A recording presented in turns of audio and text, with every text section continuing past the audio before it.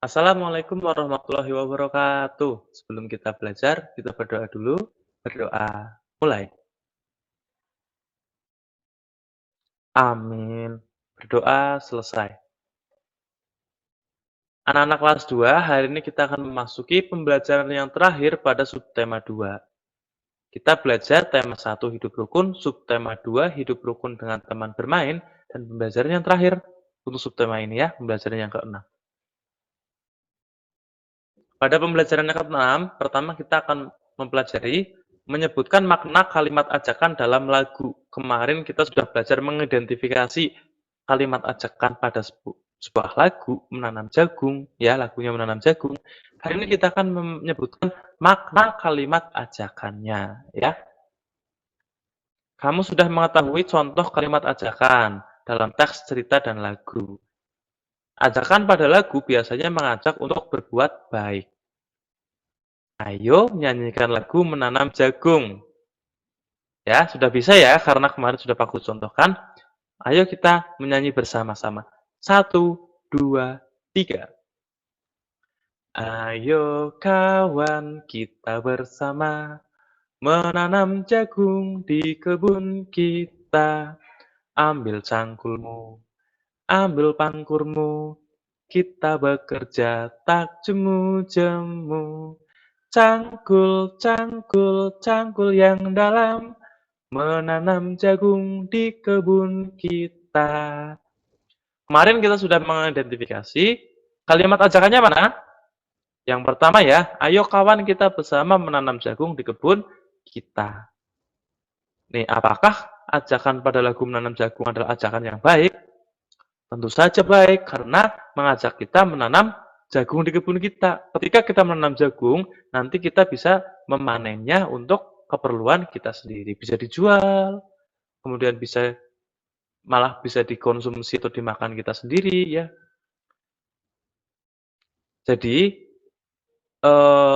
ajakan pada lagu ini maknanya berarti baik ya, karena mengajak kita dalam kebaikan. Contohnya di sini adalah mengajak kita untuk menanam jagung di kebun kita.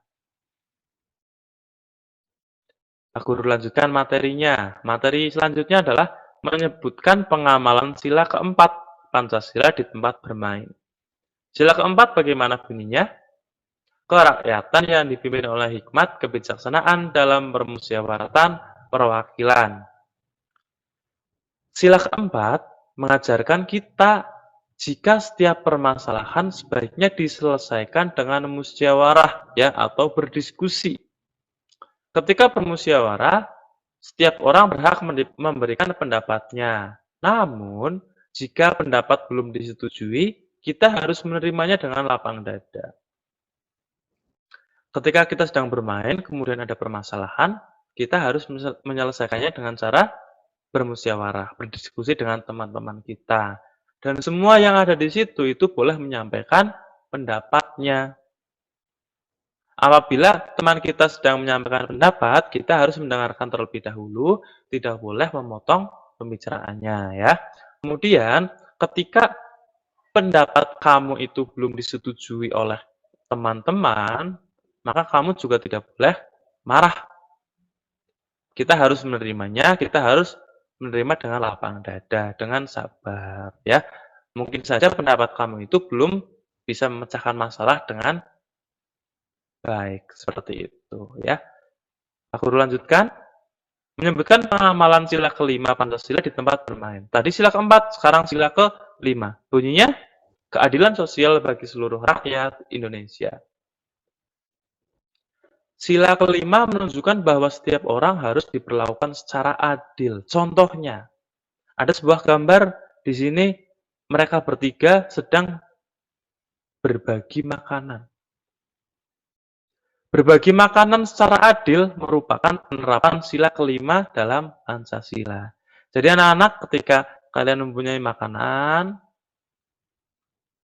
ketika misalnya adik kita minta, kita harus membaginya secara adil. Kakak kita minta, kita harus membaginya secara adil. Secara adil bagaimana? Misalnya, kita punya satu roti ya. Adik kita minta. Kita harus membaginya menjadi 2 dengan ukuran yang sama besar. Paham ya? Nanti ketika berbagi makanan, tolong berlakulah secara adil. Selanjutnya, kita akan belajar mengenai mengurutkan bilangan lagi. Kita kemarin sudah belajar mengurutkan bilangan ratusan ya.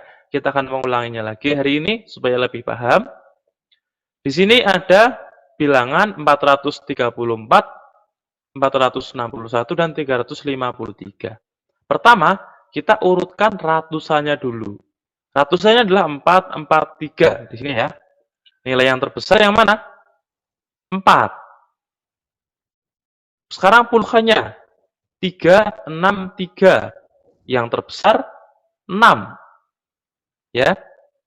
Kemudian satuannya 413. Yang terbesar 4. Kita urutkan angka ratusan. Sudah tadi ya. Nilai angka ratusan pada bilangan 434 dan 461 sama. Ini ya, sama. Kemudian karena sama, kita harus membandingkan angka puluhannya, yaitu 3 dan 6. Lebih besar 6. Angka 6 lebih besar dari 3, maka 461 lebih besar dari 434. Jadi kalau diurutkan dari yang terbesar, maka yang paling besar adalah 461. Kemudian 434. Kemudian terakhir 353. Kalau dari yang paling kecil, mulai dari dibalik 353, 434, 461. Kita lihat hasil berikut. Nah, bisa dilihat ya. Sekarang pasti akan lebih paham lagi mengenai mengurutkan bilangan ratusan. Terima kasih pelajaran pada hari ini. Cukup sekian. Kita akhiri dengan berdoa. Berdoa mulai. Amin. Berdoa selesai. Kita akhiri. Wassalamualaikum warahmatullahi wabarakatuh.